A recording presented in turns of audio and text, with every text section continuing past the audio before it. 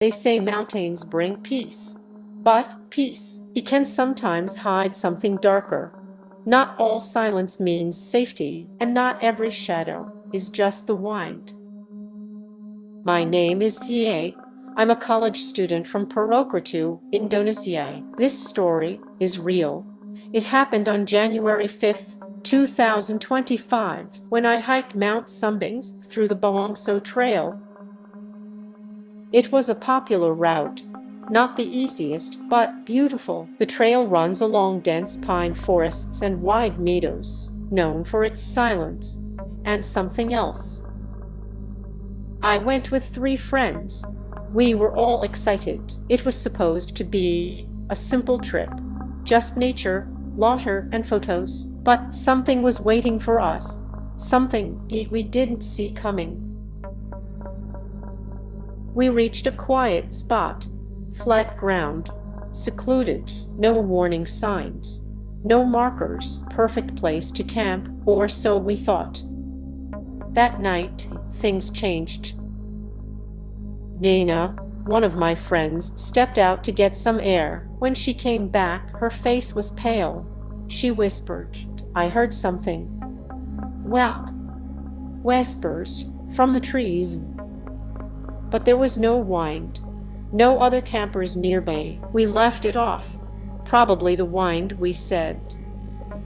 But that night, Reno had a dream. He saw a woman sitting outside the tent, long hair covering her face, back turned to him. She never moved. She just sat there. He saw it again the next night, and again. The next day, we began hiking to the summit. I was slower than the others. They moved ahead while I caught my breath. Soon, I was alone. Fog rolled in, thick, cold. Even the trees looked like shadows. Then, a man appeared, wearing a black jacket, face unreadable. He didn't say much, just offered to guide me back to camp. I followed him. His footsteps made no sound, not at all. We passed through a meadow. I slipped, nearly falling down a small ravine. A tree saved me. When I turned to thank him, he was gone. No goodbye, no footsteps, nothing. Panicked, I searched for our tent. Instead, I saw a different camp, a group of hikers. They welcomed me, offered me food and water, told me to rest. But one of them avoided me, never looked at me directly, trembling hands, bloodshot eyes. Then someone asked casually, "Did you bring your pigangin?" I paused. In Indonesia, especially in Java, local hikers often carry a spiritual offering. It's not food, it's protection. Usually a small plastic of black coffee and coconut milk, given by local guides. They believe these items ward off spirits. I checked my bag. It was still there, but empty. No tears, no leaks, just dry plastic. Then the man who avoided me finally spoke. "If it's gone, something followed you from above." The wine stopped. The group fell silent. And then, as if on cue, the forest exhaled, cold and heavy. That night, I couldn't sleep. Outside the tent, I heard movement, footsteps, slow, circling, over and over. I opened the zipper and saw her.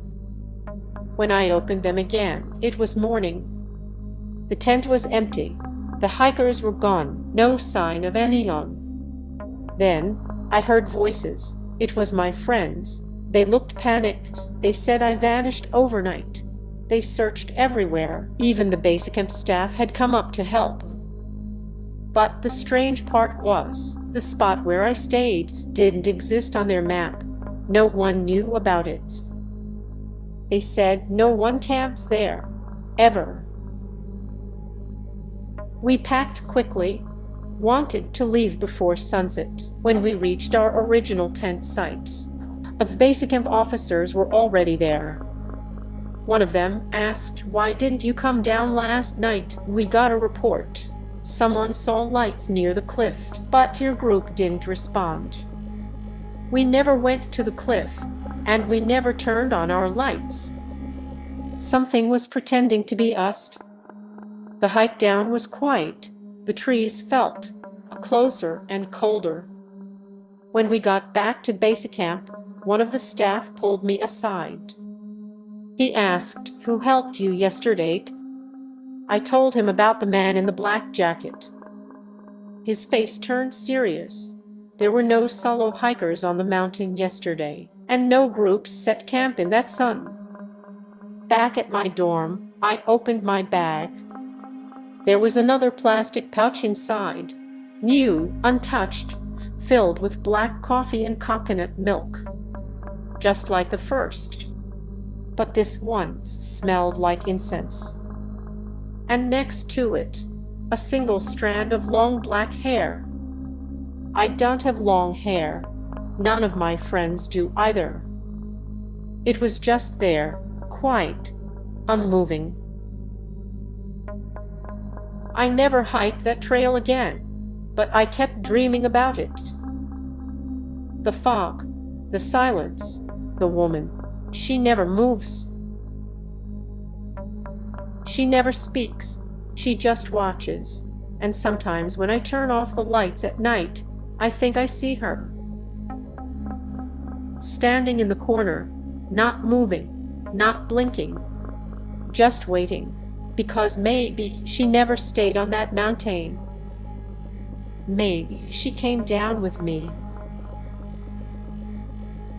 True horror doesn't always wear fangs. Sometimes it wears silence. If you enjoyed this story, subscribe for more real horror from Southeast Asia and beyond. And if you've ever seen something strange while hiking, tell us in the comments. You are not alone.